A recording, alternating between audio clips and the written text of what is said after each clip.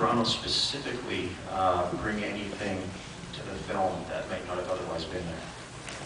The first thing was Carol Spear. I think she's one of the great designers in the world, and she was,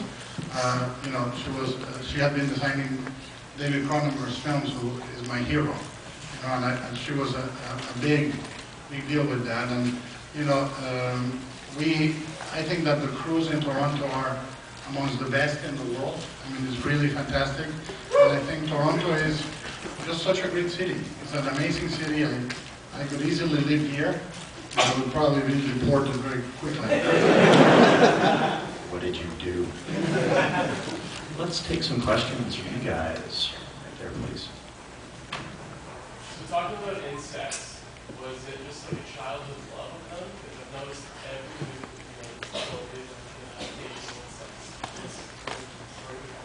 Well, I love insects, and even in Kronos I say that they're God's favorite creatures. He gave them extra arms, extra eyes. But there were many dialogue lines in music that were lost, where she says they have 6 legs, they have no heart, their blood is white. They might as well be creatures from another planet. And we share the planet with these creatures, and they are remote, perfect, efficient. So I'm fascinated by them. And roaches are particularly, I love them. And I was a roach wrangler in this movie. I'm not credited, but in Kronos I was the roach wrangler also.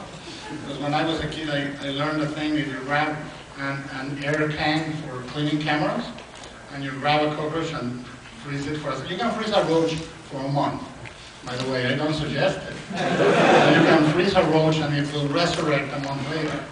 Oh yeah, and we used to take the roach with a CO2 can, and you could do whatever you wanted, do little figures, and they would slowly go,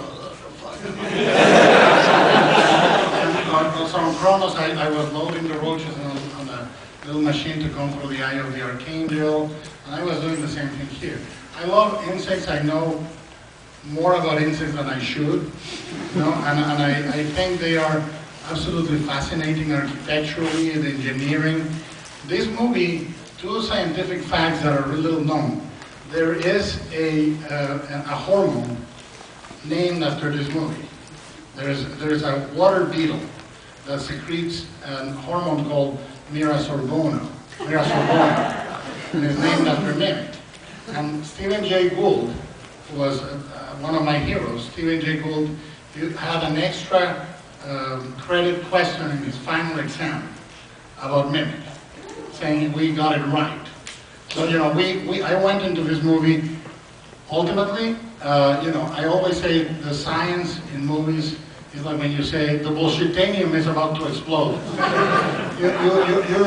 You're looking for an alibi for things to be believable. So this movie is full of really pure degree bullshitanium. I went in and I said, well, why are insects not bigger? Because they have no lungs, because they cannot generate oxygen, they cannot grow. So we gave them lungs, we changed the color of the blood a little bit. We re-engineered the insects architecturally so they could sustain the weight.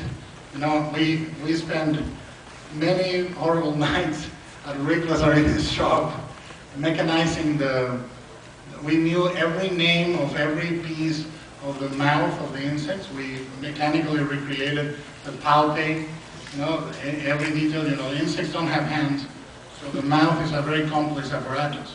They slice, they push, they tuck in, everything is done with the mouth. So we recreated everything, packed all those servers. It's really a careful bullshitanium recreation of what you would need for a giant roach. But I adore insects. I'm a fetish. I have a fetish of them.